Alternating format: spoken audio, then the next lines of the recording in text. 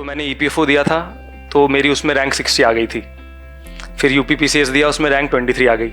फिर ये वाला मैंने दिया था, रैंक 97 आ गई। तो जब तक लिस्ट में नाम नहीं आता है तुम्हें नहीं लगेगा कि हो सकता है। जिंदगी एक सफ़र है सुहाना, यहाँ कल क्या हो किसने जाना। ठीक है, ये लिखते हैं, life is full of unpredictable things. Life is a beautiful journey but it has challenges that are not visible. तुम्हें लगेगा कि यार जो क्लियर कर रहे हैं दे आर बॉर्न डिफरेंट, है ना, they are raised in such a manner that they are able to clear the examination, but it is not as such. ठीक है, तुम क्लियर कर सकते हो, है ना, और चैलेंजेस आते हैं। रादर देन कि एक दो में बेस्ट आंसर तुम स्टार्टिंग में लिख दो, फिर लगे टाइम खत्म होने वाला है और फिर तुम लिख ही नहीं पा रहे हो, फिर तुम ऐसे ही चिड़िया मार के आ गए कि कुछ भी लिख दो जल्दी जल्दी ना।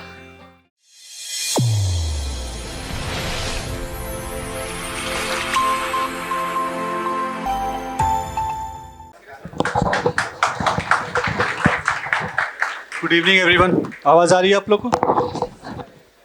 So today we have with us Prashant Raj. He got rank 97 in this civil services examination this year, and he got one of the highest marks in GS, 461 marks, right? One of the highest, and he was our interview guidance program and means test series student. So he will be sharing his valuable insights with you. So without wasting any further time, I would welcome. First of all, on behalf of Next IS, I would like to welcome Prashant.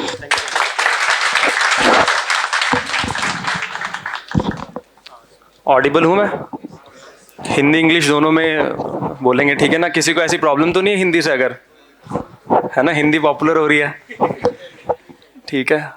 तो sir ने जैसे introduce किया, तो major मेरा reason जो है मैं आने का, यहाँ पे आना चाहता था, वो ये है कि मैं पास आउट हुआ 2019 में NIT जालंधर से। ठीक है, इंजीनियरिंग करिए। कितने लोग हैं इंजीनियर यहाँ पे? हर जगह मेजॉरिटी में। ठीक है, तो इंजीनियरिंग मैंने कंप्लीट करी, तो लास्ट ईयर में I decided that I will appear for the civil services. 2020 में जब मैंने प्री दिया तो मेंस में क्लियर नहीं कर पाया था। उसका एक मेरा ऑप्शनल सोशियोलॉजी है, ठीक है, तो मैं मार्क्स वगैरह भी सब शेयर करूँगा। उससे पहले मैं एक बार बता देता हूँ मेजरली मेरा क्या रहा 2023 तक जो मैं करा है। तो 2020 में जब मैंने मेंस दिया तो मेंस में क्लियर नहीं कर पाया था, और मुझे पता था कि मेंस क्लियर नहीं होगा मेरे से। उसका रीज़न ये था कि मैंने एसे और सोशियोलॉजी पे काफ़ी ज़्यादा फोकस कर दिया। ये एक मिस्टेक है, मैं वो बाद में वो भी डिस्कस करूँगा, ठीक है। और पेपर में कंप्लीट नहीं कर पाया GS का कोई भी। उसके बाद 2020 का मेंस का जब रिजल्ट आया, तब थोड़ी डेस्पिरेशन होने लगी कि यार इतनी अच्छी जॉब अपॉर्चुनिटीज़ थी कॉलेज में, हमने ली नहीं। अब मैं यहाँ पे बैठा हुआ हूँ, 2 साल ऑलरेडी हो चुके हैं। तो उस साल मैंने फिर 4 एग्ज़ाम दे दिए। मैंने हरियाणा PCS HCS एग्ज़ाम जो होता है उसका प्री दिया। EPFO एग्ज़ाम होता है जो था, उसका मैंने एग्ज़ाम दिया। फिर UPPCS मैंने दिया और UPSC भी दिया। तो अनफॉर्चुनेटली हुआ क्या कि बाकी 3 क्लियर हो गए, UPSC क्लियर नहीं हुआ, ठीक है, उसका प्री नहीं हुआ 2021 में। तो ये उसके बाद 2022 दिया, तो तब ये मेरी रैंक 97 इस साल आई है, ठीक है ना। तो मेजरली आप मुझे एक चीज़ बताओ कि क्या क्या चीज़ें हैं जो आप मेरे से डिस्कस करना चाहते हो अभी, है ना। मेजरली कुछ क्वेश्चन होंगे आपके। एड ऑन होता है क्या? हाँ, है ना, ये वाला मंथली मैगजीन।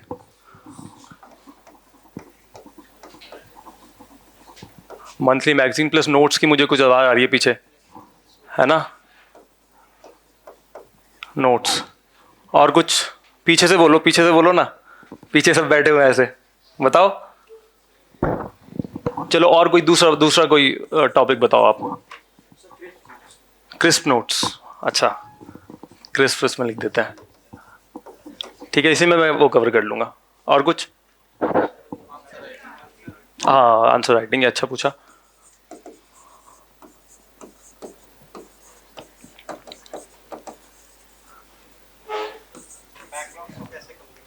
बैकलॉग को, सिलेबस का बैकलॉग, अच्छा।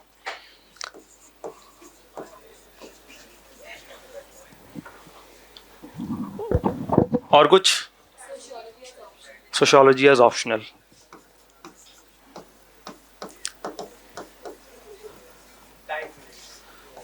हाँ, ये बहुत बढ़िया था।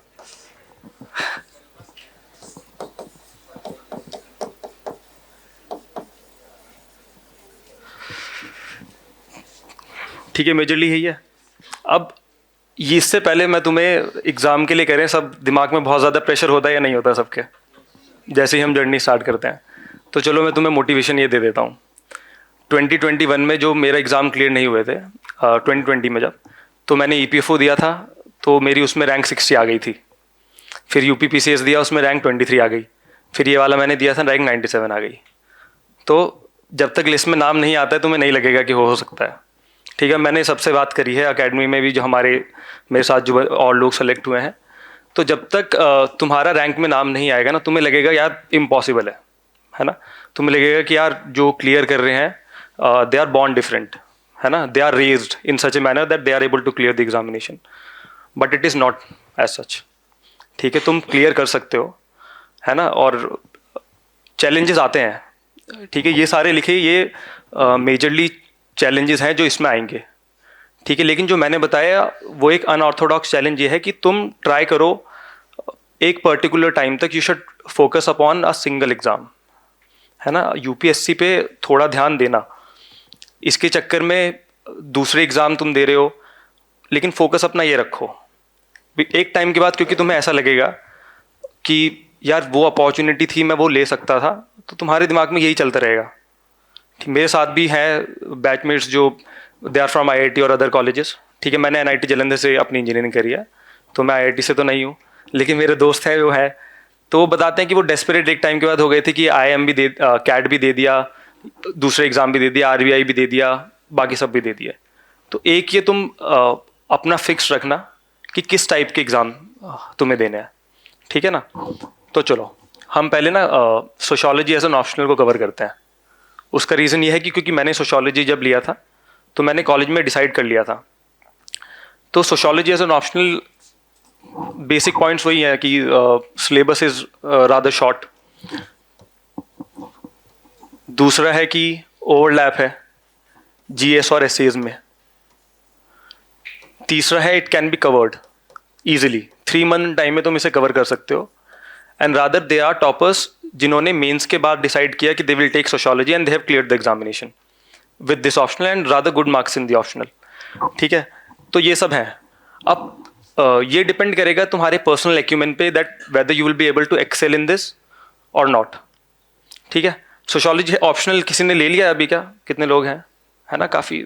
सोशियोलॉजी, PSIR, एंथ्रोपोलॉजी, ये मेजरली आजकल जो ऑप्शनल चल रहे हैं जिनसे लोग क्लियर कर रहे हैं। और इसमें कोई वो नहीं है कि जिसमें मार्क्स आ रहे हैं तुम वो ले सकते हो। ठीक है, अगर तुम्हारा कोई फेवरेट सब्जेक्ट है जो इंजीनियरिंग के लिए स्पेसिफिकली, उसे भी तुम ले सकते हो, तो ऐसा सच कोई इशू नहीं है। तो मेजरली इसमें यही है कि सिलेबस इसका इजी है, ओवरलैप है, मटेरियल इज़ फ्रीली अवेलेबल, बहुत सारे टॉपर्स हैं जिनका मटेरियल अवेलेबल है। ठीक है, और कुछ क्या स्पेसिफिक, क्या आपने शायद पूछा था ना ये, कि आपने ऑप्शन लिया नहीं है अभी? अच्छा, ये तो यार अच्छी कन्फ्यूजन है एक थोड़ी ना। उसका रीज़न ये है कि एंथ्रोपोलॉजी में भी सिलेबस कवर करना इजी है as compare to other subjects और सोशियोलॉजी, तो ये दोनों का ओवरलैप भी है थीम में। ठीक है, तो आप पर्सनल अगर रीज़न से कर रहे हो तो एक बार सिलेबस दोनों को कंसिडर करो, है ना, मटेरियल विच इज़ अवेलेबल। मेरे सोशियोलॉजी में लास्ट ईयर मार्क्स थे 2020 में 231, है ना। उसमें पेपर 1 में आई थिंक 125 थे और पेपर 2 में 126 थे। Paper 1 is mostly applied, is mostly static knowledge, thinker हैं और ये सब चीज़ें हैं, याद करो, डायरेक्टली आएगा, लिखना है। ठीक है, पेपर 2 थोड़ा अप्लाइड है, तुम अपनी इनोवेशन यूज़ कर सकते हो जितना, और इंडिया बेस्ड है, थोड़ा इंडियन स्पेसिफिक क्वेश्चन पूछते हैं, तो जितना तुम अच्छा लिखोगे उसके मार्क्स मिलेंगे। इस साल जो 2022 में मेरे मार्क्स हैं वो हैं 256, जो थोड़ा कम स्कोर है। अब उसमें भी पेपर 1 में 108 है और पेपर 2 में 148 है। जब मैंने पेपर दिया ऑप्शनल का, तब मुझे ऐसा सच नहीं लगा पेपर 1 में भी कि मैं कुछ ऐसा गलत लिख रहा हूँ कि मेरे 108 आएंगे। इसलिए तुम अपनी थोड़ी पेपर 1 में स्पेसिफिकली रखना कि you have to be strong in static part. तुम्हें पिन टू पिन सब कुछ अच्छे से याद होना चाहिए। You must write in a balance way कि अच्छे से जो core demand of the question है वो कवर है, ठीक है। और सोशो में भी 1 to 86 मेरे ही बैचमेट है यूपी एकेडमी में, उनके आए हैं। 277 मेरा रूममेट है, उसके आए हैं, ठीक है। And they have clear the examination. इनकी 56 रैंक है, इनकी 618 रैंक है, ठीक है। तो सोशोलॉजी मेजरली ऐसा कोई डिफरेंस नहीं होगा कि बहुत ज़्यादा कि 230, क्योंकि सोशोलॉजी में ही बच्चों के और इनफैक्ट टॉपर्स के भी 230 240 की रेंज में आ रहे हैं, और उन्हीं सेम टॉपर के 290 280 भी आ रहे हैं जो सेलेक्ट हो रहे हैं। तो मेजरली इसमें कोई डिफरेंस नहीं है। एंथ्रो पे भी हो रहा है ऐसा। एंथ्रो में आई थिंक 325 इस साल आए हैं बच्चे के, किसी 304 भी मैंने सुने थे, ठीक है। तो मेजरली इसमें कुछ अपने अकॉर्डिंग जो अच्छा लग रहा है सब्जेक्ट, अगर कोई देखना चाह रहा है तो सिलेबस देख लो, मटेरियल फ्रीली अवेलेबल है वो देख लो, और थोड़ा ट्रेंड क्या चल रहा है मार्क्स का वो देख लो, और उसके डायरेक्शन में एफर्ट करो तो हो जाएगा। ऐसा कोई मेजर डिफरेंस नहीं आएगा, है ना। एफर्ट तुम्हें डालने पड़ेंगे, किसी भी सब्जेक्ट तुम कुछ भी लोगे तो उसके अकॉर्डिंगली आप अपना देख सकते हैं, ठीक है ना। तो अगर ये वाला देखें तो ये हमारा हो गया, ठीक है। सेकंड, मैं करंट अफेयर को ये डिस्कस करता हूँ एक बार ना। अच्छा, करंट अफेयर्स प्री और मीन्स दो टाइप के तुम देख सकते हो, है ना। मेजरली प्रीलिम्स के न्यूज़पेपर कितने लोग पढ़ते हैं डेली? सभी पढ़ते हैं। जो नहीं पढ़ते हैं क्यों नहीं पढ़ते? अच्छा, आप लोग 2024 दे रहे होंगे, है ना। अच्छा, तो न्यूज़पेपर पढ़ लेना चाहिए थोड़े टाइम ना। तुम 40-45 मिनट जब थोड़ा परफेक्ट हो जाओगे तो 40-45 मिनट में भी तुम उसे इजीली निपटा दोगे, है ना। तो मैं प्री के नोट्स, जब बिल्कुल मैं कॉलेज में स्टार्ट था तो मुझे लगता था कि पूरे न्यूज़पेपर के तुम नोट डाउन कर लो पूरे न्यूज़पेपर को, ठीक है। लेकिन प्री के नोट्स इतने ज़रूरी नहीं है, ऐसा ये मेरा पर्सनल ओपिनियन है, ठीक है। तुम और टॉपर्स के टॉक्स देखना और बात करना, ठीक है। प्री के नोट्स इतने इंपॉर्टेंट नहीं है, क्योंकि तुम कंसोलिडेटेड फॉर्म में उन्हें मैगजीन में पढ़ रहे हो, और वेरियस कोचिंग इंस्टीट्यूशन तुम XYZ किसी की भी पढ़ो, 90% of the matter is same, है ना। इनफैक्ट 95% इज सेम, और एग्जॉस्टिव टीम है जो ये सब कलेक्ट करती है ना। आप अकेले द हिंदू, इंडियन एक्सप्रेस पढ़ रहे हो, पर वो टीम है जो टाइम्स ऑफ इंडिया से भी न्यूज़ उठा रही है, PIB से भी न्यूज़ उठा रही है, ठीक है। तो उसके नोट्स मत बनाओ, बट मैगजीन को काफ़ी अच्छे से पढ़ो। अब मेंस के लिए तुम नोट डाउन कर सकते हो। मेंस के नोट्स अगर न्यूज़पेपर से लेने हैं तो एडिटोरियल अच्छे से पढ़ो, ठीक है। एडिटोरियल में जब तुम ध्यान से थोड़ा उसे UPSC पर्सपेक्टिव से पढ़ना, एक तो आइडेंटिफाई कर लो सारे इंपॉर्टेंट नहीं होते हैं एडिटोरियल्स, है ना। बेस्ट एडिटोरियल वो है, और तुम इनफैक्ट देखोगे इस माइंडसेट के साथ तुम पढ़ना स्टार्ट करना, तुम देखोगे कुछ इंट्रो दिया हुआ है उसने, है ना, कि India will enter the demographic dividend in that year, it will be a glorious opportunity for us, ऐसे करके दिया है। फिर उसने लिखा है कि what are the strength, directly heading नहीं दी होंगी, but they will be mentioning कि what are the strength of India, कि India is a young nation, India has a population this, female labour force participation ratio is this, education में ये हो रहा है, ये यहाँ पे हो रहा है। फिर उसने दिया होगा कि व्हाट आर द सेटबैक्स और challenges that we are facing. फिर उसने दिया होगा कि what are the ways in which we can address this, ठीक है। या फिर दिया होता है कि schemes, government scheme, the work government is doing in that particular direction. ये बेस्ट फॉर्म ऑफ एडिटोरियल है, ठीक है ना।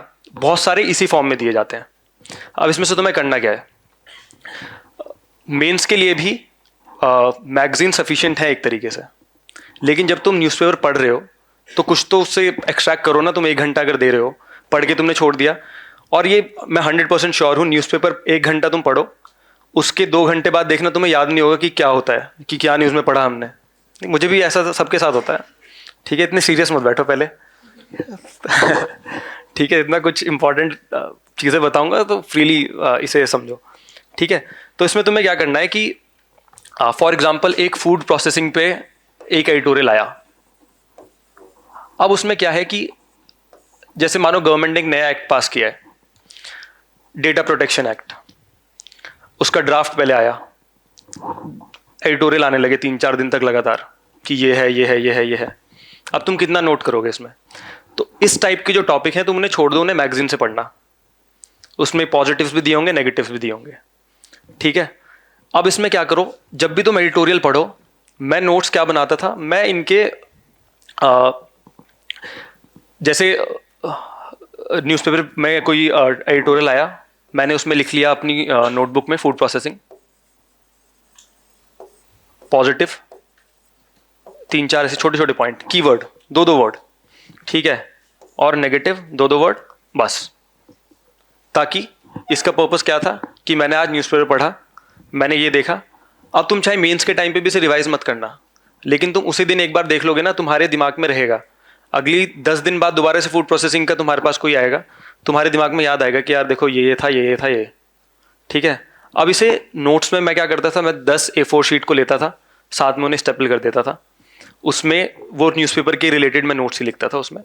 और ईयर एंड तक, मतलब जब मेरे को एग्ज़ाम देना था, तो मेरे पास ऐसी 2 नोटबुक थी, 20 पेज, मतलब 20-20-40, ठीक है, जिसमें मेरे पास ये सारा रिलेवेंट कंटेंट था। और वो एक तरीके से तुम्हारे लिए वैल्यू एडिशन का भी काम करेगा, क्योंकि जब भी तुम उसे डेली एक बार उस पर से नज़र घुमा ली, ठीक है ना, ये काफ़ी इफेक्टिव है। उसका रीज़न मैं बताऊंगा, क्योंकि जो मेरे मार्क्स सर ने बताए थे, मेरे 461 है मेंस में, जीएस का स्कोर जो है, ठीक है। उसका एक रीज़न ये भी है कि 95% किसी भी मैगजीन से पढ़ोगे, कंटेंट ऑलमोस्ट सिमिलर तुम्हें मिलेगा। तो एग्जामिनर भी जब दे रहा है तो वही होगा। फिर उसमें बच्चे कहते हैं कि चलो डिफरेंशिएट करने के लिए डायग्राम्स बना दिए, फ्लो चार्ट बना दिए, वो तुम्हारी पर्सनल क्रिएटिविटी है। पर्सनल क्रिएटिविटी से भी बहुत मार्क्स आ सकते हैं, लेकिन कंटेंट ओवरऑल सेम रहता है, ठीक है। तो थोड़ा यूनिक कंटेंट बनाने के लिए न्यूज़पेपर से 40-45 मिनट ही लगेंगे, इतने ज़्यादा टाइम मत लगाओ, ठीक है। और मुश्किल से 1-2 एडिटोरियल होंगे which are important on that particular day. जैसे कोई केस स्टडी लिखी है न्यूज़पेपर में, मुझे अब भी याद है, अगस्त मंथ में शायद एक IAS ने असम का एक मॉडल था, बड़ी मदर मॉडल। उसमें एक गरीब फैमिली की मदर को, जिसके अंडर नरिश चिल्ड्रन है, उन्हें एक mother who is educated and she is feeding her children well, उनसे कनेक्ट कर दिया था थ्रू एन NGO। तो वो केस स्टडी है, वो मैंने 3 जगह यूज़ करी थी मेंस में, अलग अलग एग्जाम में। ऐसे में मैंने हाईलाइट किया था इसे, सोशियोलॉजी मेरा था उसमें मैंने लिखा था, और GS के पेपर में भी लिखा था। तो इस टाइप की केस स्टडी वगैरह कुछ मिले जो थोड़ी यूनिक लगे तुम्हें, है ना, तो वो लिख लिया करो। तो न्यूज़पेपर से ये तुम्हारे मेंस के थोड़े से नोट्स बन जाएंगे। प्री के लिए अगर मन नहीं मान रहा है, ऐसा होगा, लगेगा कि यार वो उस टॉपर ने बोला था कि नोट्स ऐसे बनाए जाते हैं और उसने बोला था, तो कोई बात नहीं, अगर लग रहा है तो एक एक पॉइंट लिख लो। लेकिन तुम्हें लगेगा कि सारे नोट्स तुम कवर नहीं कर पा रहे हो यार, बहुत सारा होता है, बहुत सारा। तो कोई एक मैगजीन लो, अब तो बहुत अच्छी फॉर्म में भी सारी मैगजीन्स कोई भी कोचिंग की तुम उठाओगे देने लगे हैं, तो वो उस मैगजीन में से प्री का कवर करो, अपने नोट्स बनाओ अपने अकॉर्डिंगली, उसी में से शॉर्ट नोट्स, और उन्हें मल्टीपल टाइम्स रिवाइज करो, ठीक है। ये रहेगा न्यूज़पेपर से। ये मंथली मैगजीन वाला ऑलमोस्ट क्लियर हो गया। देखो, जो कुछ भी तुम पढ़ो ना, नोट्स उसके मेरे अकॉर्डिंग तो तुम्हें बनाने चाहिए। और if you are not able to revise particular notes जो तुमने ऐसे बनाए हैं, जैसे करंट अफेयर वाले, अगर तुम रिवाइज नहीं कर रहे हो 1 महीने के अंदर, तो फिर समझ लो वो इररिलेवेंट है, तुम उन्हें कभी रिवाइज करोगे ही नहीं, ठीक है, वो यूजलेस हो चुके हैं। तो अगर नोट्स बनाना चाहते हो तो नोट्स बनाओ, बट रिवाइज देम कॉन्टिन्यूसली, ठीक है। ये मंथली मैगजीन भी कुछ लोग इसमें अंडरलाइन करके पढ़ना पसंद करते हैं, कुछ लोग उनके नोट्स बनाते हैं और क्रिस्प फॉर्म में। तो दोनों मेथड सूटेबल हैं, दोनों लोगों से मैं मिला हुआ हूँ जिनसे क्लियर कराए, ठीक है। लेकिन नोट्स से ये है कि तुम रिवाइज उन्हें करने के एक बार हो एडमेंट रहोगे। अगर मैगजीन में ही तुमने मार्क किया है तो हो सकता है तुम्हारा करे यार पढ़ लेंगे बाद में हो जाएगा ये वो, लेकिन इसलिए दोनों अपनी जो पर्सनल एक्यूमेन के हिसाब से तुम्हें बेस्ट लगे तुम वो ये कर सकते हो। मंथली मैगजीन में अंडरलाइन करके पढ़ सकते हो, और ये हो सकता है। अब पहले मैं ये कवर करूंगा, फिर मैं इस पे आऊंगा कि क्रिस्प नोट्स और किस तरीके से बना सकते हैं ना। तो देखो, GS और करंट को लिंक जो करने की बात बोली जाती है, सिलेबस किस किस ने पढ़ा है ये बताओ मुझे। सबने? सिलेबस बहुत इंपॉर्टेंट है यार, बहुत ज़्यादा इंपॉर्टेंट है ना। सिलेबस को तुम रोज़ 10 मिनट पढ़ लिया करो, है ना, चिपकाते हो जहाँ भी चिपका के. You should read the syllabus for 10 minutes at least. याद कर लो, ठीक है, याद करते हो तो बेस्ट है, ठीक है. उसी में से सारे पॉइंट्स निकल के आ जाएंगे, सब कुछ तुम हाईलाइट कर सकोगे in your answers, essays as well, ठीक है. उसे तुम अच्छे से पढ़ो. तो सिलेबस तुम देखोगे अगर, तो मेजरली GS1 ये स्टैटिक पार्ट है इसमें, which include history, geography, disaster management and other, ठीक है. और मेजरली ये स्टैटिक पोर्शन ही तुम्हारा रहता है जिसमें, तो इसके नोट्स अगर तुम बनाना चाहो बना सकते हो. स्टैटिक पोर्शन एनी हाउ तुम्हें कवर तो करना ही पड़ेगा, ठीक है. लोग स्पेक्ट्रम रिवाइज कर लेते हैं उसी टाइम पे, आर्ट एंड कल्चर के कुछ नोट्स पढ़ के देख लेते हैं, और इसके लिए तुम प्रीवियस ईयर क्वेश्चन रेफर करो. जो रिपीटिंग थीम्स है उनके तुम नोट्स बना लो, या शॉर्ट नोट्स तुम उसी के हिस्ट्री में बना लो, जैसे मॉडर्न हिस्ट्री एग्जाम्पल्स याद कर लो, ठीक है. इसके लिए ऋषिकेश रेड्डी एक टॉपर हैं, उनके नोट्स काफ़ी इफेक्टिव हैं, ठीक है.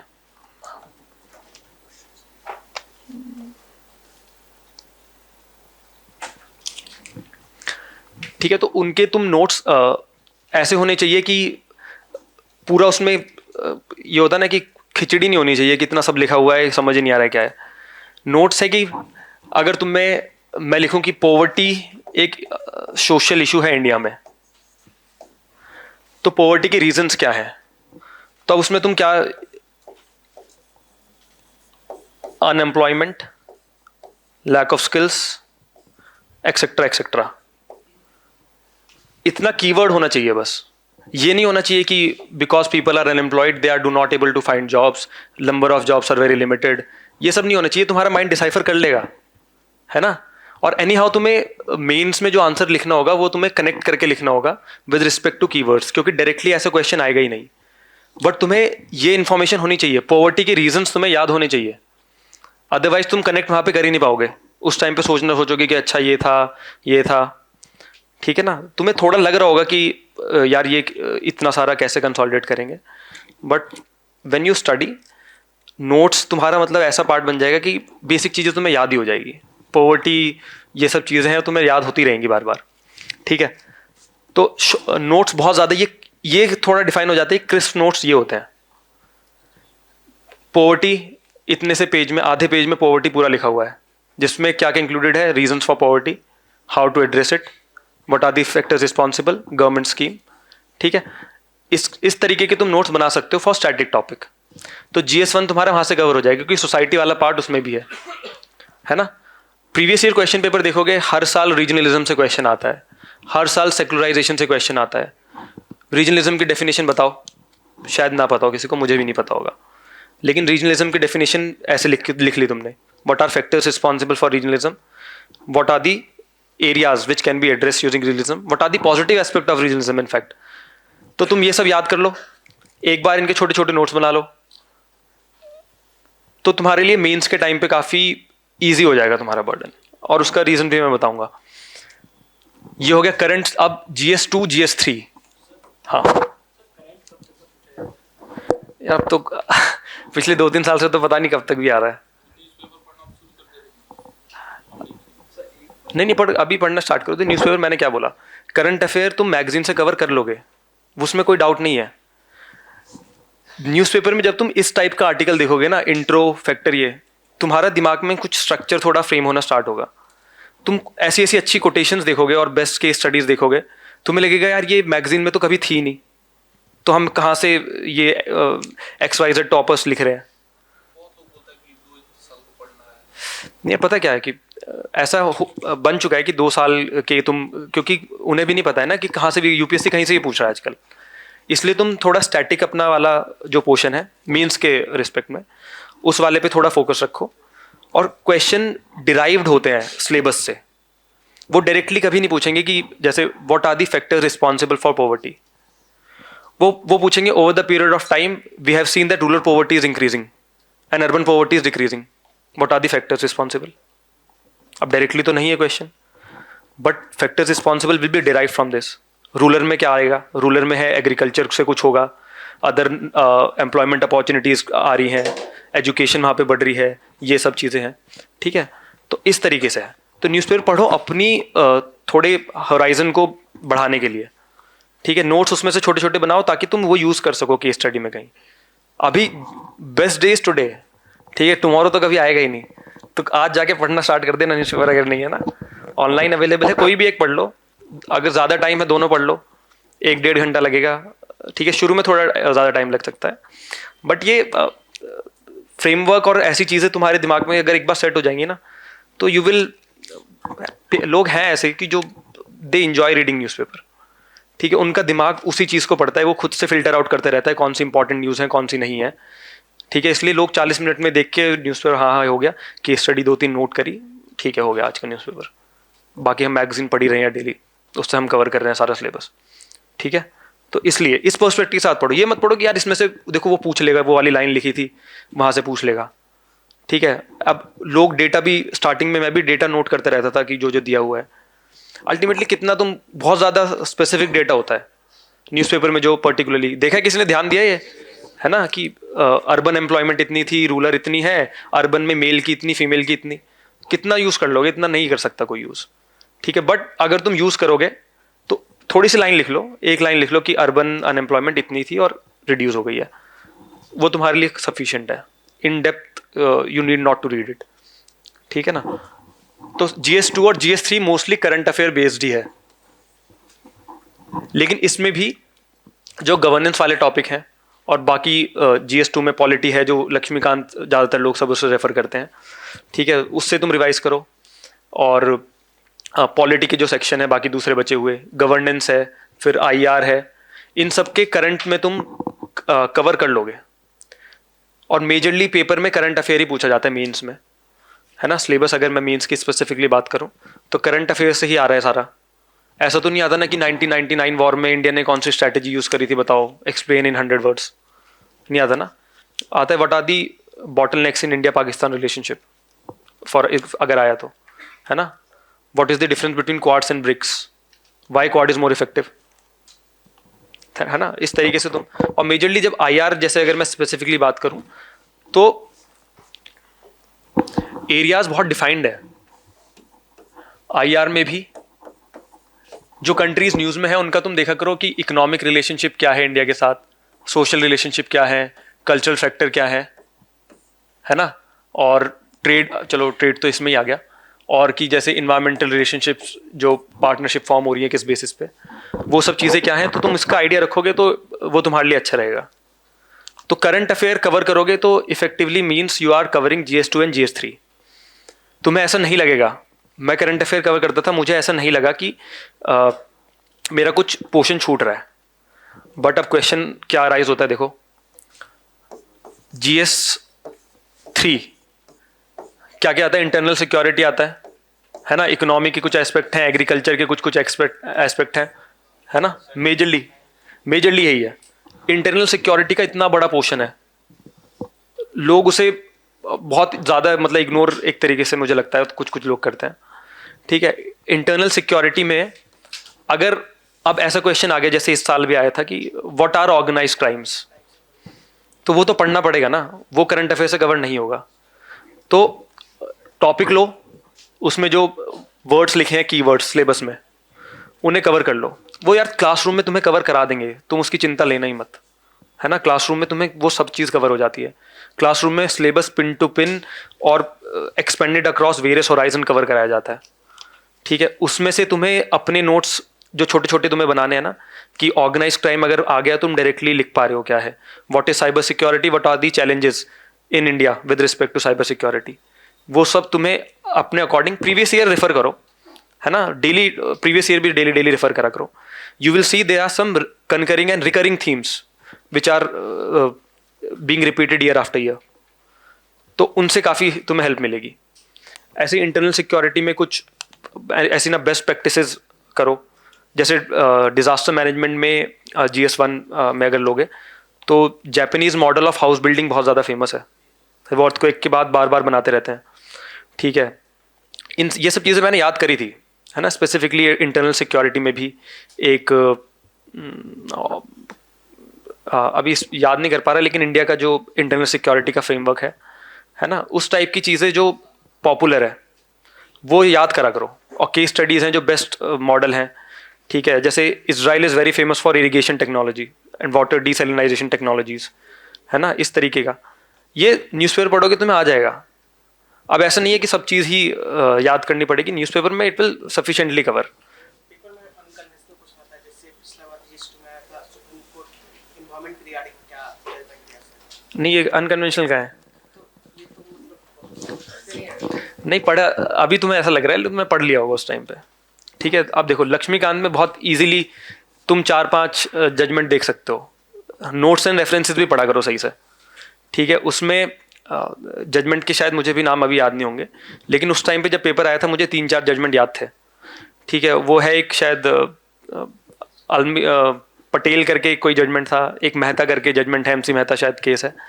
3-4 ऐसे जजमेंट हैं जो सुप्रीम कोर्ट ने दिया है। एक था with respect to burning of garbage, एक था with respect to banning of diesel vehicle in Delhi, एक है with respect to fines which are imposed on by the NGT on different institutions that are operating. इस type के case unconventional नहीं है, तुम cover कर लोगे। अभी स्टार्टिंग में लगता है कि अनकन्वेंशनल है थोड़े, लेकिन वो हो जाएंगे इजीली कवर।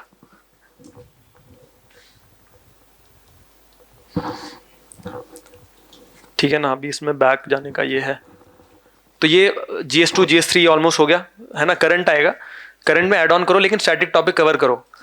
तुम्हारे क्लासरूम में वो कवर होता है और तुम उसे ही याद करो। जैसे what are the forward and backward linkages in agriculture, ये टॉपिक पढ़ाया जाता है, उसमें भी शायद लिखा होगा। तो तुम याद कर लो कि फॉरवर्ड बैकवर्ड लिंकेजेस क्या हैं, छोटे छोटे नोट्स बना लो 3-4 पॉइंट, कि अगर इस टाइप के क्वेश्चन क्योंकि आ रहे हैं, है ना। और ऐड ऑन होते हैं, जैसे पूछेंगे ऑर्गेनाइज क्राइम क्या है, और फिर कुछ ऐड ऑन कर देंगे कि what was India strategy should be focused out in order to address the internal security in India. तो इस टाइप से तुम स्टैटिक पोर्शन है, हर कीवर्ड जो सिलेबस में लिखा है उसे क्लास में जो पढ़ाया जा रहा है उसके अकॉर्डिंगली पढ़ के नोट्स छोटे छोटे बनाने लगो। ये नहीं है कि डेली बनाओ जाके, एक बार सिलेबस खत्म हो जाए, इंटरनल सिक्योरिटी पूरा खत्म हो गया, उठा लो। गवर्नेंस खत्म हो गया, मेजरली जो एरियाज कवर करे हैं कि what are the issues between centre and state relationship, what are the effective differences in the strategies that are being followed. इस टाइप से थोड़े थोड़े नोट्स बना लो। और उन नोट्स को बनाने में तुम्हें दिमाग में क्या रखना है, previous year questions. Previous year questions बहुत ज़्यादा इंपॉर्टेंट है ना। सो गए भाई, सब सो गए क्या? ठीक है, कुछ पूछो। हाँ, ये बहुत ज़्यादा डाउट है तुझे। ऐसे प्रीलिम्स को कैसे क्या करें, प्रीलिम्स को, हाँ अच्छा, हाँ मैं बताता हूँ, ठीक है। तो GS प्लस करंट तुम्हारा ऐसे कवर हो जाएगा। तो मेजरली मैंने मोटा मोटा क्या बोला मैं तुम्हें बता देता हूँ। Current with respect to making of notes, है ना। PYQs, इसमें भी current, sorry prelims plus mains, ये पढ़ते रहना, प्लस सिलेबस पढ़ते रहना मेंस का, है ना। प्लस अपने जो भी नोट्स तुम बनाओ ना उसे कंसाइज थोड़े क्रिस्प करते रहना।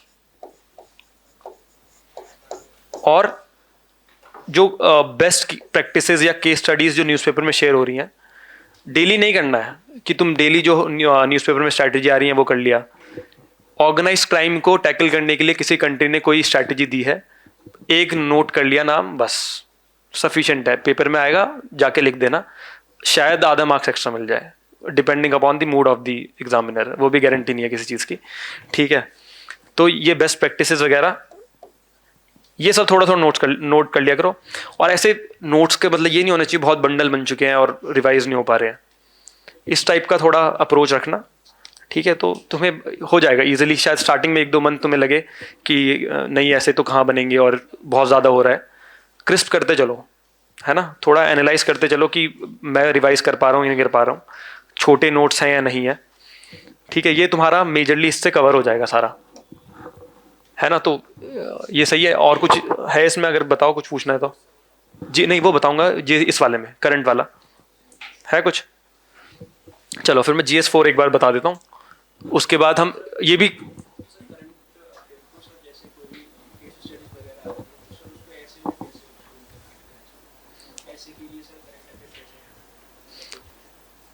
यार हाँ वो चलो मैं बता अभी करता हूँ मैं कवर उसे, ठीक है ना। ये वाला भी ऑलमोस्ट क्लियर हो गया कि नोट्स जितने छोटे होंगे उतने बेटर है।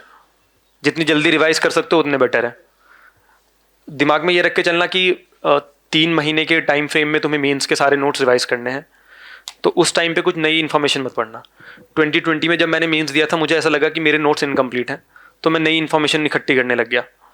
उसकी वजह से मेरा थोड़ा फोकस शिफ्ट हो गया एक 1.5 महीने के लिए, कि मुझे लगा कि शायद मैं दूसरा और कवर करता हूँ। ठीक है, तो ये मत करना, नोट्स अपने हमेशा ट्राई करो कि क्रिस्प रहे। ये कोई वैसे नई बात तो नहीं है, मुझे लगता है ना। हाँ सही में, इनफैक्ट बहुत सारी जो खाली इंपॉर्टेंट है कि नोट्स कैसे बनाने हैं, बाकी सब हटाओ। ठीक है, तो पहले मैं एथिक्स बताता हूँ और फिर बताऊंगा कि कैसे करंट अफेयर जो तुमने पूछा था। ठीक है, अच्छा मैं एक बार मार्क्स बता देता हूँ अपने ना। मेरे इस साल जो एसएमए थे, एसएमए 117 थे, 2020 में 136 थे।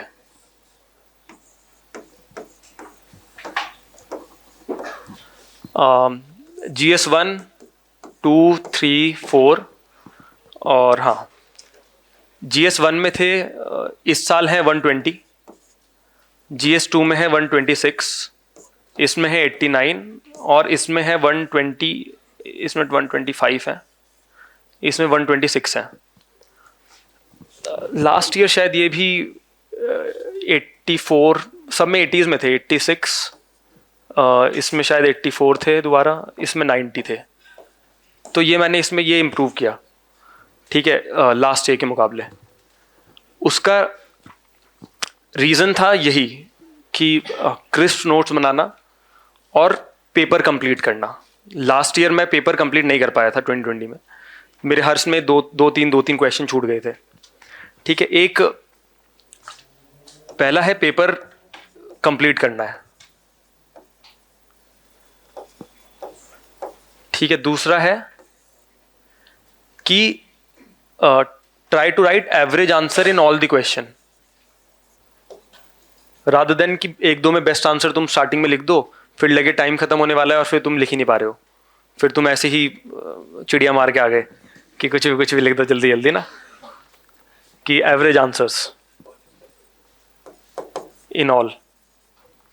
फिर थर्ड है कि ये थर्ड नंबर पे है, लेकिन ये प्रायोरिटी इससे डिसाइडेड नहीं है। थर्ड है कि क्वेश्चन जो पूछ रहा है ना उसे तुम एड्रेस करो, rather than answering what you know. ये तुम्हारे साथ होगा, और ये जब तुम टेस्ट सीरीज वगैरह लिखोगे तुम उसमें तुम्हें ये फोकस रखना चाहिए कि ये एड्रेस मुझे करना है। ठीक है, उसमें तुम देखना कि जो क्वेश्चन पूछा है ना तुम्हें उसकी कोर डिमांड तुम्हें एड्रेस करनी है, ये ठीक है। इसमें अगर तुम इतना कर दोगे तो तुम्हारा स्कोर देखो, मेरे 461 है और किसी के हो सकते हैं 400 जो प्लस, या किसी के 430 मानो। इन दोनों स्कोर में मेजरली कोई डिफरेंस नहीं है। उसकी भी स्ट्रैटेजी अच्छी थी। 400 plus is a good score in GS. And में जो आता है उसका मतलब यह है कि उसने क्वेश्चन को डिसाइफर सही से किया है, एड्रेस सही से किया है। ठीक है, डिफरेंस कहाँ आया कि हर 30 मार्क्स का डिफरेंस है, डिवाइडेड बाय 4 तो 7 marks almost on an average हुए। तो एक पेपर में 7 मार्क्स है ना, इसे ध्यान से सुनो। एक पेपर में 10 मार्क्स यानी कि 20 क्वेश्चन में हाफ मार्क्स, यानी कि 10 वाले में 1/4 हो गए और 15 वाले में उससे भी कम हो गए। तो ये डिफरेंस तुम कुछ भी केस स्टडी तुमने ऐड कर दी और कुछ थोड़ा थोड़ा कुछ भी तुम ऐड करते हो, डेटा, नंबर, फैक्ट, डायग्राम बनाया, वो यहाँ पे हैंडी होते हैं। वो तुम्हारे स्कोर को 400 प्लस डायरेक्टली तुम अगर सोचो कि केस स्टडी लिखने से 400 प्लस स्कोर चला जाएगा, वो नहीं होगा। वो होगा क्वेश्चन की कोर डिमांड को तुम्हें एड्रेस करना ही होगा, तभी वो होगा। उसके लिए तुम क्वेश्चन को चाहे 2 बार पढ़ लो, 3 बार पढ़ लो। तुमने सुना होगा कोई टॉपर बोलते हैं हमने 3 बार पढ़ते थे, है ना, मल्टीपल टाइम्स पढ़ते थे, एक बार स्टार्टिंग में पढ़ते थे, ऐसे ऐसे। क्वेश्चन को अच्छे से पढ़ो, ठीक है। उससे अच्छे से देखोगा 3 लाइन लिखी होती हैं डबल कोट्स के अंदर, फिर लिखा होता है do you agree, why not. तो उसे आंसर तुम तभी कर पाओगे ना जब सही से डिसाइफर करोगे कि पूछ क्या रहा है क्वेश्चन में। ठीक है, ये सबसे इंपॉर्टेंट है। पेपर कंप्लीट करना भी बहुत इंपॉर्टेंट है। ये मेरा पर्सनल ओपिनियन हो सकता है, सम पीपल में डिसएग्री कि हम तो 1-2 छोड़ के आ जाएंगे, कोई जाता नहीं, हम अच्छा आंसर लिख देंगे। लेकिन मैंने जितने लोगों से बात भी करी है, सेलेक्टेड लोगों से जिससे मैंने पूछा कि क्या आंसर क्या होता है, तो मुझे लगा कि शायद यार ये एक अप्रोच है जो हम फॉलो कर सकते हैं। और एवरेज आंसर इसका मतलब है कि पेपर में कुछ क्वेश्चंस ऐसे होंगे जो तुमने डायरेक्टली पढ़े होंगे, 3-4 ही हों शायद, वो तुमने डायरेक्टली पढ़े होंगे और तुम जैसे ही क्वेश्चन को देखोगे डायरेक्टली स्ट्राइक करेगा, तुम आंसर लिख के आ जाओगे। ऐसे उनको अच्छे से लिख के आना, उनमें तुम्हें अबव एवरेज मार्क्स मिल जाएंगे तो अच्छी बात है। बाकी को भी वरना डिमांड फुलफिल ट्राई करना पूरी कर दो, है ना। इन सब चीज़ों को ये ध्यान रखना। और कुछ आंसर राइटिंग का है ऐसा कुछ कोई पूछना चाहता है, क्योंकि अभी हम सेम टॉपिक पे हैं तो।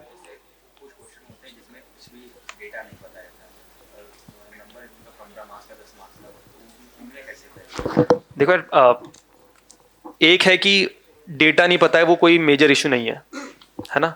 अगर एक है तुम्हारे पास कोई आइडिया ही नहीं है क्वेश्चन का, जैसे 20 जो GS3 का पेपर है इस बार, उसमें तुम अभी टॉपर्स की आंसर शीट ये देखते हो, कोई टॉपर की मार्कशीट वगैरह आ रही है, कोई देख रहा है?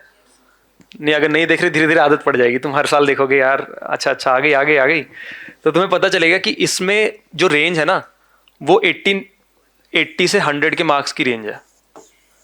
उसमें किसी के 120 130 नहीं आ रहे हैं। उसका मेजर रीजन है इस बार GS3 में लगभग 5 ऐसे क्वेश्चंस थे जो they were rather factual questions. Factual question का मतलब है कि अगर आता है तो तुम डायरेक्टली एड्रेस कर दोगे डिमांड को, अगर तुम्हें नहीं आता है तो तुम फिर थोड़ी हवाबाजी करके और कुछ लिख के पेज भर के आ जाओगे, है ना। इस टाइप की चीज़ें होती हैं। तो वो डायरेक्टली यहाँ पे हो रहा है, दिख रहा है, मार्क्स में साफ साफ विजिबल है। तो जितनी ज़्यादा अब तुम पढ़ना चाहते हो, उन्हें कवर करना चाहते हो, तो तुम उससे कर सकते हो, यू आर मोस्ट वेलकम। लेकिन लोग ज़्यादातर टॉपर्स क्यों छोड़ रहे हैं उन्हें? क्योंकि उनकी कॉस्ट बेनिफिट रेशियो बहुत कम है। एक्स टॉपिक पूछा है, कल को वाई टॉपिक भी पूछ सकता है, वो किसी भी टॉपर को नहीं पता। सब उसमें जो फेयरली तुम्हें थोड़ा थोड़ा आइडिया होगा वो लिख के आओगे। जैसे वैक्सीन बनाने का पूरा प्रोसेस पूछा था इस बार, कि वैक्सीन कैसे कैसे बनती है और what are the vaccines which are India is currently using, what is their mechanism etcetera. याद सबको होगा कि ये वाली आई है, सिरम ने बनाई, ये इसने बनाई, ये आई। अब डिटेल में किसी को याद नहीं होगा, तो सब ऐसे ही किसी तरीके से एक्सप्लेन करके प्रोसेस और what are the features, how it is helping India, ये सब करके भर के आते हैं। तो वो सब उसके बारे में मत डरो कि ऐसा क्वेश्चन आ जाएगा कि जो आता ही नहीं है कुछ भी।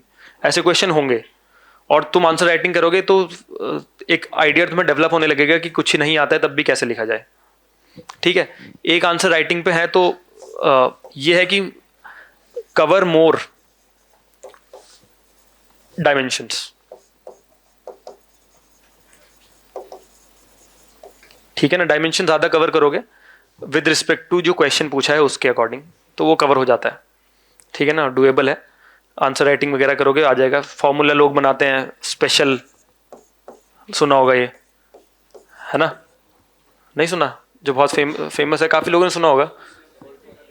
हाँ, सोशल, पॉलिटिकल, इकोनॉमिकल, ठीक है, cultural, international angle, environmental angle, legal angle, कुछ भी जो तुम बनाना चाहो अपनी मर्जी से। सारे कभी कवर नहीं कर पाओगे। और ये इफेक्टिव जब तुम्हें आता होगा answer, it will not be very effective. तुम्हें लगेगा कि मैं तो लिख ही रहा हूँ dimension. It will be effective जब तुम्हें नहीं पता है। तो तुम अगर इस तरीके से अनफोल्ड करोगे अपने आंसर को, तो it will make sense to the examiner कि चलो he has some idea, some logic he is using, rather than चिड़िया मार के आने का वो, है ना। ये चिड़िया मार लैंग्वेज ये हमें भी फाउंडेशन कोर्स में हमने सीखी है, जो हमारा यूपी का मेरा फाउंडेशन कोर्स चल रहा है, उसमें ये लैंग्वेज यूज़ करी जाती है आजकल। ठीक है, तो ये वाला फॉर्मूला आप यूज़ कर सकते हो। और यार अल्टीमेटली गेम है कंटेंट का। तुम्हारा कंटेंट अच्छा है,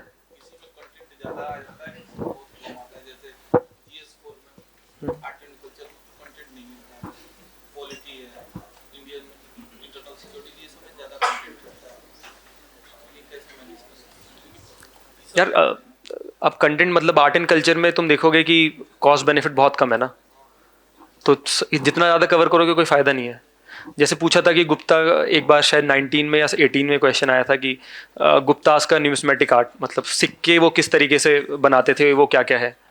अब पता किसी को भी नहीं है डिटेल में, लेकिन अगर तुम्हें पता है कि पहले उनके एक फ्रंट पे डीटी होती थी, पीछे वाले फ्रंट पे राजा होता था, उनकी quality was amongst the best, number ज़्यादा थे तो वो रिप्रेजेंट करता था देयर टेट वॉज गुड। तो इस टाइप की तुम चीज़ें अगर लिख के आओगे तो तुम अपने जो रिस्ट्रिक्टेड सोर्सेज को एक्सपैंड करने की ज़रूरत नहीं है। तुम पढ़ो उसी लिमिटेड सोर्सेज से। तुम्हारा प्रैक्टिस तुम धीरे धीरे करो कि मैं कैसे और इसे एक्सपैंड कर सकूँ एक आंसर को, कैसे मैं अलग अलग डायमेंशन उसमें से निकाल सकूँ, तो उससे कवर हो जाएगा। वो कोई ये इशू नहीं आएगा कभी लिखने के लिए ना, ठीक है। क्योंकि एथिक्स में भी तुम मल्टीपल डायमेंशन में उसे अनफोल्ड करना स्टार्ट करोगे ना, तो तुम्हारे पास होगा कि और देखो गुड आंसर राइटिंग तुम्हारी अच्छी है तो वो तुम्हारे लिए फिर प्रॉब्लम नहीं होगी, है ना। बहुत सारे लोग हैं बहुत कम पढ़ते हैं लेकिन दे राइट ब्रिलियंट आंसर्स, है ना। वो शायद टॉपर टॉक देने शायद ना आए, ठीक है, लेकिन है ऐसे लोग।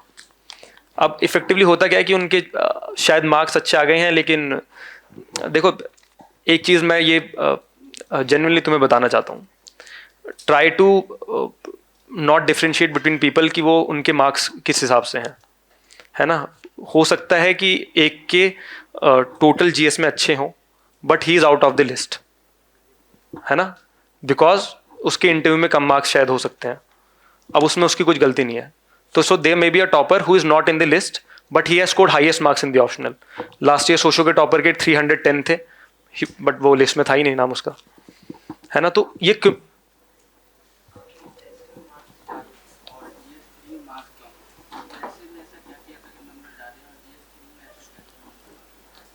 अच्छा नहीं, GS3 में तो मैंने बताया। अच्छा वहाँ पे जाके अच्छा ऑनलाइन क्वेश्चन है, अच्छा। तो GS3 में जैसे मैंने बताया कि इस बार 4 से 5 ना बहुत ज़्यादा स्पेसिफिक क्वेश्चन थे, ठीक है, जो मोस्टली किसी को नहीं आता था। उसकी वजह से तुम देखोगे रेंज ऑफ मार्क्स जो है they are almost same for all the toppers, ठीक है। 91 79 मैं जिनके लोगों ने मैंने सुने हैं वो ये रेंज है। और ऐसे का है कि ऐसे में मैं उसे बाद में वैसे कवर करता, पर रीज़न ये है कि ऐसे में मुझे थोड़ा कॉन्फिडेंस इसलिए था क्योंकि मैं ये स्कोर मेरा आ गया था एक बार, तो मुझे दिमाग में मेरा फ्रेमवर्क सेट था कि मैं ऐसे कैसे लिखूंगा। सो आई यूज टू राइट ऐसे इन इंट्रोडक्शन, बॉडी और कंक्लूजन। मेरा कंक्लूजन ये नहीं था कि लास्ट में कोटेशन डाल दी तुमने, उससे तुम्हारा कंक्लूजन बेटर नहीं होगा या इंट्रोडक्शन बेटर नहीं होगा। तुम कितना इन डेप्थ एनालिसिस कर रहे हो जाके किसी भी चीज़ का, उससे तुम्हारा ऐसे इफेक्टिव बनेगा, number 1। Second point, whether what you are writing is making sense to the examiner, है ना। तुम फिलोसॉफिकल बातें तुम ओशो को सुन के आए कल और तुमने लिख दिया ये कैपिटलिज्म वर्सेस सोशलिज्म ये सब, तो वो शायद सेंस ना बनाए। इसलिए always try to use undisputed fact, undisputed examples in your essay, GS, optional etcetera, है ना। एक पर्टिकुलर फ्रीडम फाइटर हो सकते हैं, शायद वो डिस्प्यूटेड हो। एक है वो ही इज़ वेल एक्सेप्टेड, सब उनकी तारीफ करते हैं, तो ट्राई करो ये वाला एग्जाम्पल लिख दो, है ना। एक सिविल सर्वेंट है, वो बहुत अच्छे हैं, उन्होंने ये प्रैक्टिस करी, वर्सेस एक हैं उन्होंने भी अच्छी प्रैक्टिस करी लेकिन उन पर कुछ एलिगेशंस हैं, ठीक है, कुछ लोग उन्हें सपोर्ट करते हैं कुछ नहीं करते हैं। तो try to use undisputed things in your answer, क्योंकि ऐसे में अल्टीमेटली पढ़ वो एग्जामिनर रहा है तो थोड़ा डिफरेंस शायद क्रिएट हो सकता है। तो ऐसे में मैं ये वाला फ्रेमवर्क एक तो इस्तेमाल करता था, और उसमें फिर मैं कोटेशंस वगैरह, बुक्स के नाम वगैरह में यूज़ करता था, ठीक है। और गाने भी लिख दो, गाने भी तुम इस्तेमाल कर सकते हो, वो और अच्छा तुम्हें बनाएंगे। You can not step twice in the same river. इसका मतलब शांति बनाए रखें कृपया करके। क्या ऐसा डिस्कशन हुआ, बताओ कुछ। गाने लिखते हैं बच्चे, जिंदगी एक सफर है सुहाना, यहाँ कल क्या हो किसने जाना, ठीक है, ये लिखते हैं। Life is full of unpredictable things, life is a beautiful journey but it has challenges that are not visible. इस टाइप से एक्सप्लेन करोगे ना, एग्जाम बहुत खुश होते हैं एग्जाम में इन सब चीज़ों से, ठीक है। सही में 3-4 माहौल बनाओ ठीक है, बहुत ज़्यादा खुश होते हैं। और ये वाला है, एक और था, मतलब मैंने भी यूज़ करे थे, पिछले बार वाले में भी करे थे, इसमें भी करे थे। किशोर कुमार के गाने इफेक्टिवली तुम जो लाइफ पे बेस्ड है ना, क्योंकि आजकल मोटिवेशनल टाइप कैसे आ रहे हैं, तो तुम उन्हें थोड़ा देखो। इंट्रोड्यूस कैसे करें यार? इंट्रोड्यूस करने के लिए ना एक एनेक्डोट काफ़ी अच्छी रहती है। मैं एनेक्डोट या स्टोरी से इंट्रोड्यूस करता था हमेशा। एनेक्डोट इफेक्टिव है कैसे? तुम एनेक्डोट लिख दो, देन देखो तुम्हारा मेन होना चाहिए कि कुछ भी तुम लिखो ना, यू एसेज में specifically you related to the topic. तुमने कुछ भी लिखा, तुमने लिखा XYZ is a good human being, तुम रिलेट करो XYZ एक गुड ह्यूमन बीइंग इसलिए है क्योंकि उसने एक चैलेंज फेस किया, तो उससे वो अपराइज करके उसने अपने आप को स्ट्रेंथन किया, उसने इवॉल्व किया, है ना? कि you can not swim in the same water, sink, हाँ, you can not step in the same water twice. It means मोटा मोटा आइडिया सबको लग जाएगा कि क्या है, कि it means if you have, इसका देखो डायमेंशन ये है कि अगर तुमने एक बार एक गलती कर दी तो तुम्हारे पास दोबारा वो गलती सही करने का मौका नहीं है ना? लेकिन इस एक लाइन से तुम 10-15 पेज 12 पेज तो नहीं लिखोगे ना। तो वाई यू शुड, इसे बेस्ट है कि ऐसे को इस टाइप से स्ट्रक्चर कर लिया करो कि इंट्रोडक्शन में जैसे इंट्रोड्यूस कर दो कि what is life, what are different facets of life that people realise. किसके लिए, मेरे लिए, किसके लिए, दूसरे के लिए, क्या क्या लाइफ का वो है। For someone life can be a race for survival, है ना? कि डेली बेसिस पे जाना है और if they do not thrive they will perish. Why, तो इंट्रोडक्शन हो गया लाइफ। ये बॉडी में हमेशा एक्सप्लेन करो वाई वाई वाई वाई और वॉट, इसके अराउंड तुम अपने डायमेंशन को हमेशा एक्सपैंड करो ऐसे में।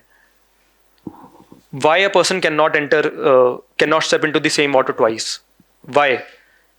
Because once an opportunity is lost, it cannot come back. Because once you have made a mistake, it is very difficult to amend the mistake. Add on कैसे करो? एग्जाम्पल से। For example, if India is not able to use the opportunity of demographic dividend positively, then there is no coming back.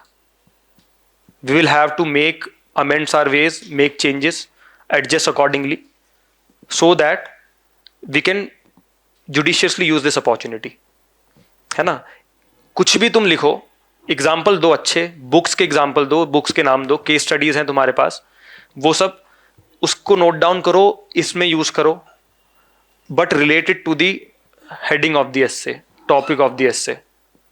एक recurring theme बार बार examiner के दिमाग में ये तुम्हें डालना है कि I am still on the topic.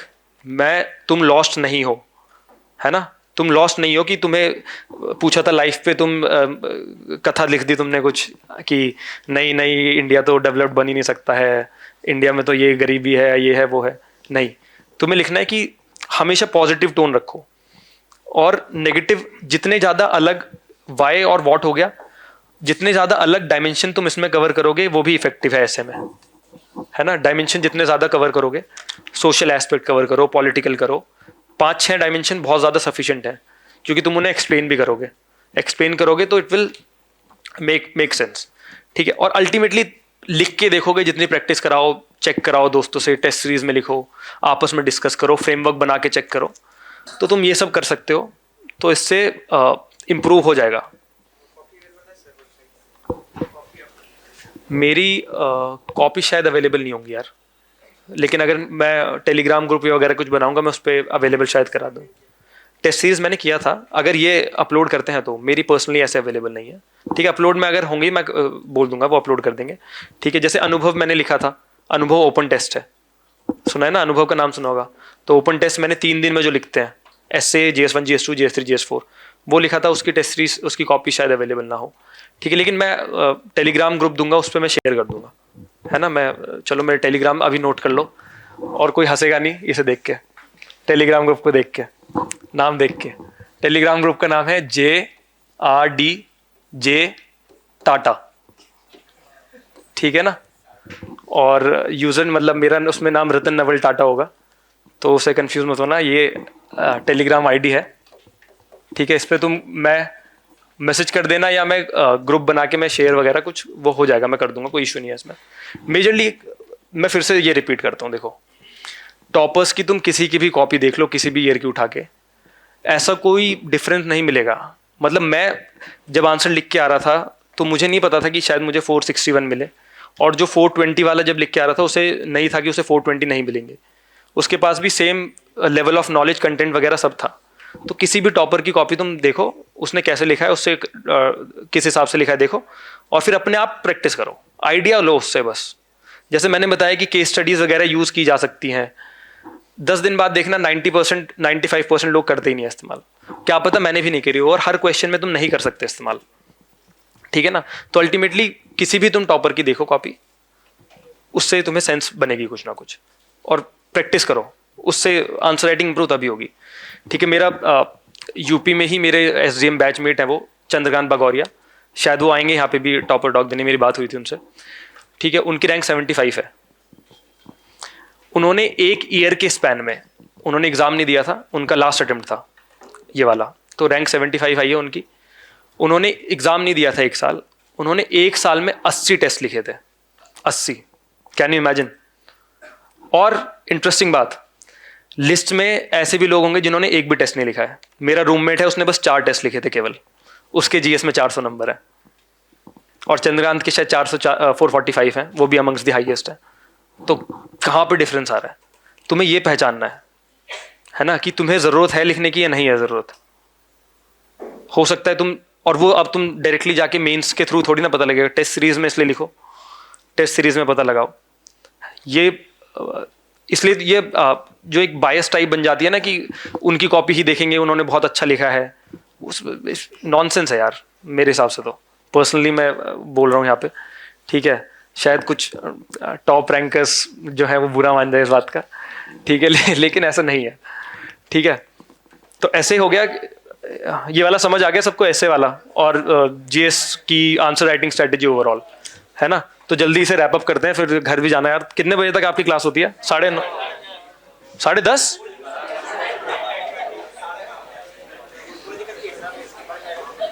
ठीक है, तो हमने ये कवर कर लिया है, आंसर राइटिंग कवर हो गया है, ये हो गया है, सिलेबस भी ओवरऑल हमने कवर कर ही लिया है। हाँ, टाइम मैनेजमेंट में बताता हूँ।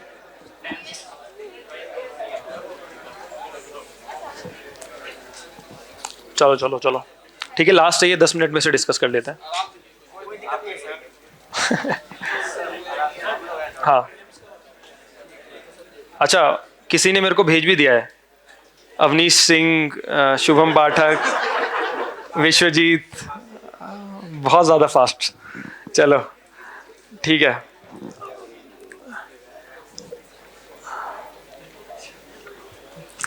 तो टाइम मैनेजमेंट,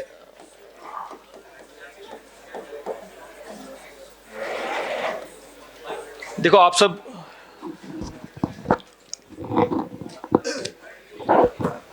अभी क्लास आपकी कितनी क्लासेस होती हैं दिन में? अभी 2 होती है ना। देखो, अगर बिल्कुल इनिशियली जब आप स्टार्ट कर रहे हो ना, तो जितना टाइम लगा सकते हो उतना लगाओ, डिवोट करो, मतलब पूरी जितना एफर्ट डाल सकते हो उतना एफर्ट डालो, ठीक है। 8 से 10 घंटे सफिशिएंट होता है। एक साल अगर इतना पढ़ोगे, 8 से 10 घंटे सफिशिएंट है। बट अगेन ये सब्जेक्टिव है। उसका रीज़न ये है कि लोग ऐसे भी हैं जो 4 घंटे में वो तुम्हारे जितना पढ़ लेंगे बहुत इजीली, तुम्हारे जितना मतलब इंक्लूडिंग मी और बहुत सारे लोग, ठीक है ना। वो 4 घंटे में इतना कवर कर लेंगे जितना हमें शायद 8 घंटे कवर करने में लगे।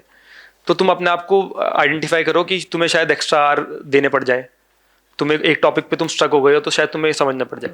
लेकिन अभी जब क्लासरूम तुम्हारा चल रहा है, कवर करो यार, जितना टाइम तुम डिवोट कर सकते हो ना उतना करो।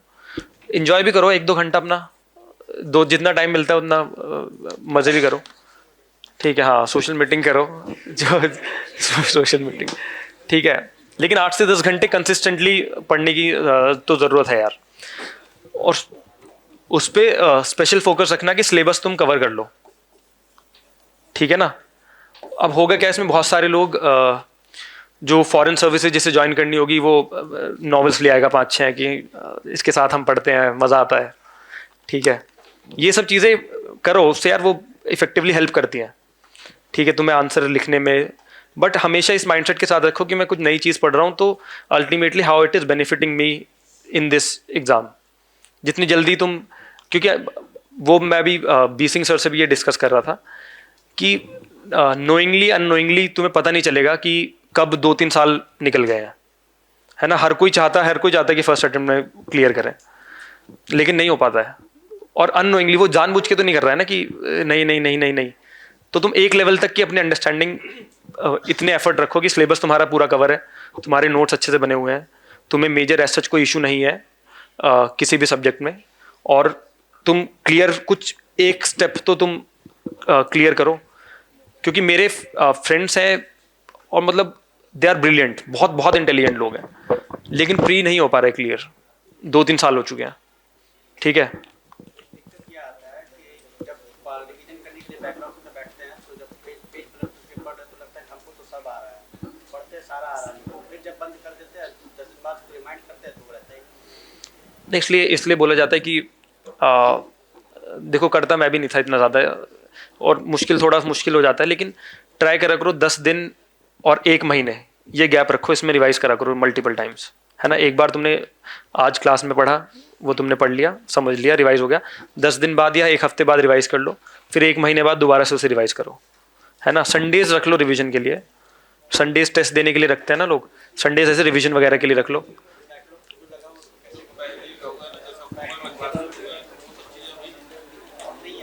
नहीं, वो हो जाएगा, वो उसमें बताता हूँ ना। अंडरस्टैंडिंग है अगर तो समझ लो, और उसे 10 दिन के अंदर करो, फिर 1 महीने में करो, और फिर उसके बाद फिर दोबारा से जब टाइम आए टॉपिक वाइज बाइफरकेट करके करो।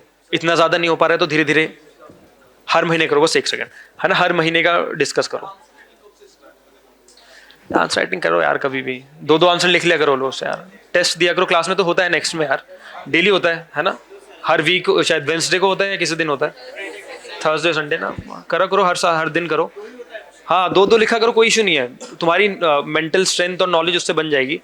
और फिर टेस्ट लिखना वो अलग बैटल है, वो तो तुम टेस्ट जब लिखोगे जब भी तुम्हें समझ आएगा। 1 साल का न्यूज़पेपर, हाँ कोई दिक्कत नहीं है, न्यूज़पेपर पढ़ लो।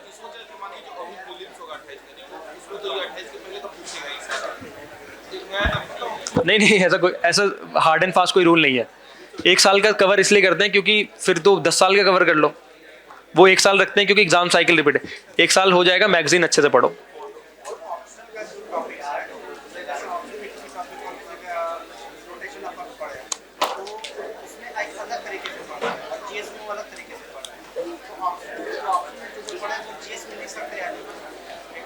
हाँ लिखो, एक डायमेंशन है, ज़्यादा नहीं, लेकिन ज़्यादा कोर तुम अभी स्टार्टिंग में तुम्हें लग रहा है, लेकिन एक टाइम के बाद तुम देखोगे तुम्हारे पास जीएस वाला ही इतना कंटेंट होगा, तुम नहीं लिख पाओगे।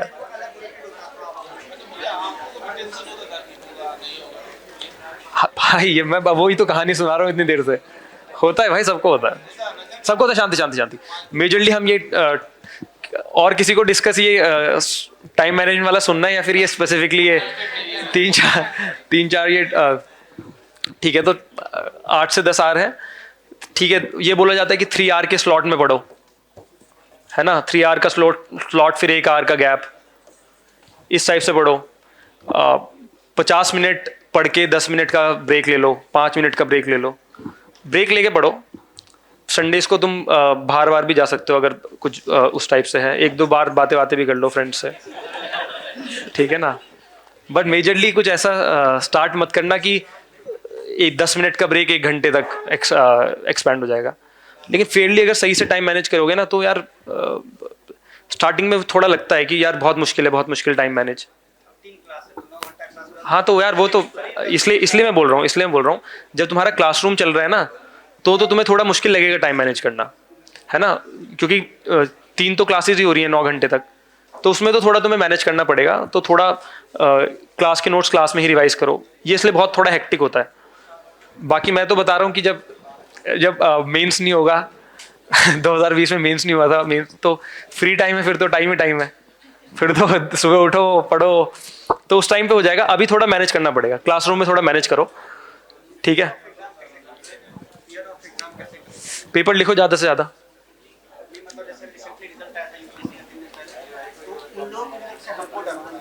देखो इंटरेस्टिंग बात सुनो, सब ध्यान से सुनो।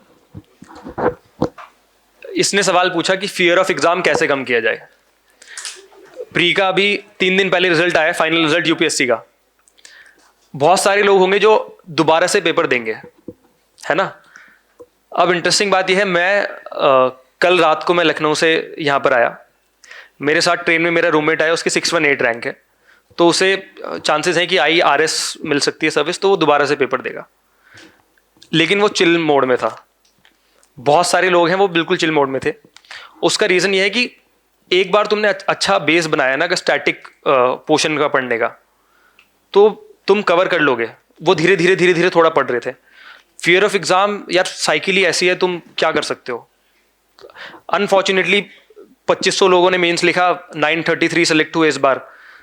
1600 वो प्लस इंक्लूडिंग 50% ऑफ जो ये है, अराउंड 50% जो सिलेक्टेड कैंडिडेट हैं वो दोबारा एग्जाम लिखेंगे ही लिखेंगे। तो धीरे धीरे तो ये फियर रिमूव हो जाता है। इसलिए आंसर राइटिंग प्रैक्टिस करो, अपना बेस अच्छा बनाओ। मेरे एक सीनियर थे, वो IRS है, वो 15 दिन पहले तक मजे कर रहे थे, घूम रहे थे, और वो प्री दे के आते हैं। अब वो ये एक इंडिविजुअल अलग माइंडसेट शायद हो सकता है, ठीक है, और प्री में वो 120-130 लेके आते थे, जहाँ हम 90 भी नहीं आ रहे हमारे, ठीक है ना।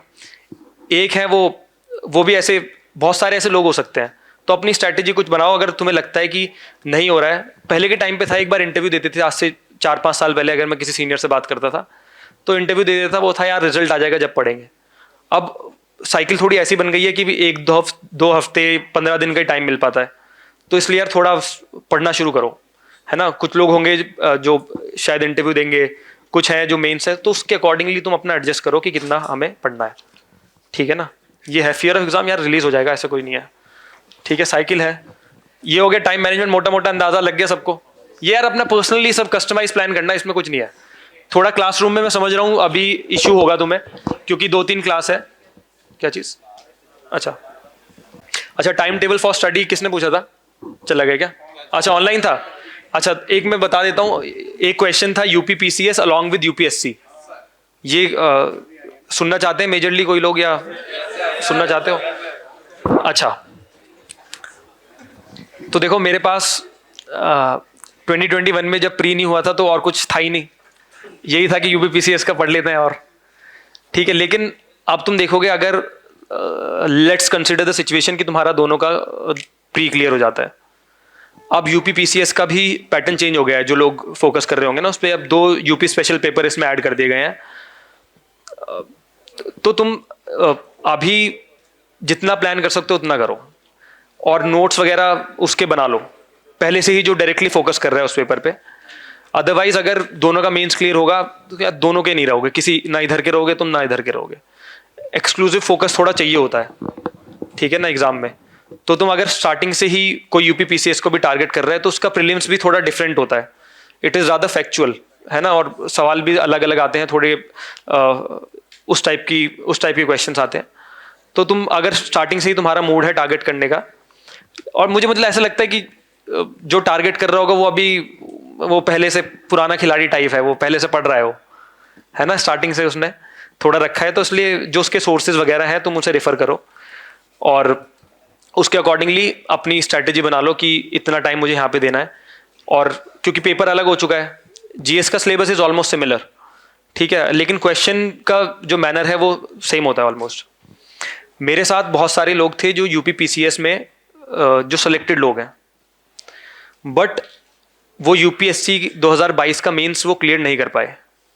जो सेलेक्ट हुए हैं उनके मार्क्स UPPCS में बहुत अच्छे थे मेंस में, लेकिन इसमें उनके मार्क्स अच्छे नहीं हैं।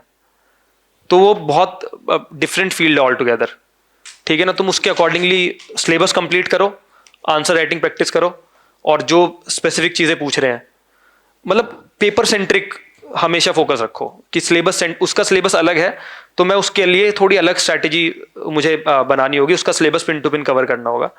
UPSC का है तो UPSC का पिन टू पिन मुझे कवर करना होगा, है ना। ये समझ गए UPPCS syllabus. Books for sociology, यार नितिन सांगवान मैंने एक पढ़ी थी, वो बहुत फेमस है, अच्छी बुक है। यार साइंस एंड टेक क्या पूछते हो यार उसके लिए नहीं पढ़ी यार मैंने कोई।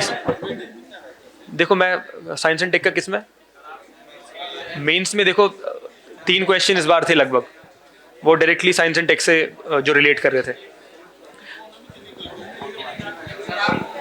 या देखो, सुनो सुनो सुनो सुनो सुनो सुनो, इसने पूछा ये स्पेसिफिक बुक्स के नाम ये पूछ रहा है कुछ कि इकोनॉमी के लिए, या फिर यार जो एक्सेप्टेड बुक्स है ना वो पढ़ो, एक टाइम के बाद तुम्हें लगेगा कि वो भी इंपॉर्टेंट नहीं है। क्लास नोट से रिलाई हो जाना कंप्लीटली, ठीक है। क्लास नोट से कंसेप्चुअल अंडरस्टैंडिंग अच्छी बनाओ और एनसीईआरटीज पे फोकस करो। अगर कोई क्लास नोट्स में तुम्हें बहुत, यार क्लास नोट्स का मतलब, क्लास का मतलब है कि तुम्हारी एक एक प्रॉब्लम को वो बहुत कंसेप्चुअली क्लियर करना है ना। तो अगर तुम्हें एक बार पता चल गया कि इन्फ्लेशन का इफेक्ट डिफरेंट डिफरेंट सेक्टर्स पे क्या है, तो तुम्हें फिर रिवाइज करने की जरूरत पड़ेगी ही नहीं, है ना। अगर तुम्हें पता चल गया कि CRR क्या है, CRAR में क्या डिफरेंस है, रिस्क बेस्ड इन्फ्लेशन क्या है, इन्फ्लेशन इंडेक्स क्या क्या होते हैं, CPI WPI, तो तुम्हें ऐसा कोई ज़रूरत पड़ेगी नहीं किसी बुक की। लेकिन अगर कॉन्सेप्ट क्लियर करने के लिए वो क्लास में हो जाते हैं क्लियर, प्लस तुम NCERT थोड़ी रेफर करो।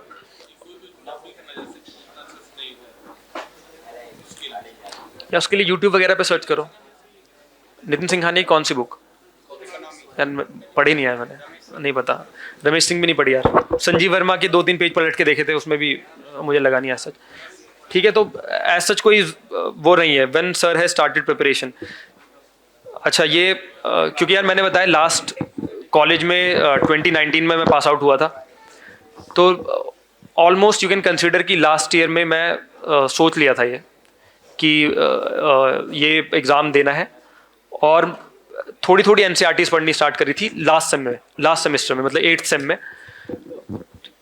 उससे पहले नहीं करी थी, इन डेप्थ नहीं करी थी। आइडिया रखता था मैं मेंस की, किसी ने बताया कि कॉपीज होती हैं किसी की, मैं वो देख ली या थोड़ा ये कर ली, ठीक है। लेकिन मैंने NCERTs से शुरू किया था। और books for sociology Nitin Sangwan ही मैंने रेफ़र करी थी। बहुत सारे तुषारांशु सर के नोट्स आते हैं। एक 2019 की सिलेक्टेड कैंडिडेट है नेहा भोसले मैम, है ना, उनके नोट्स हैं, तुम वो रेफ़र कर लो। कंटेंट तो बहुत इजीली अवेलेबल हो जाएगा, ऐसा कोई इशू नहीं है ना। तो बस रैप अप करते हैं फिर, और क्या। चलो गाइस, थैंक यू, बहुत अच्छा लगा आप लोगों से मिलके। बस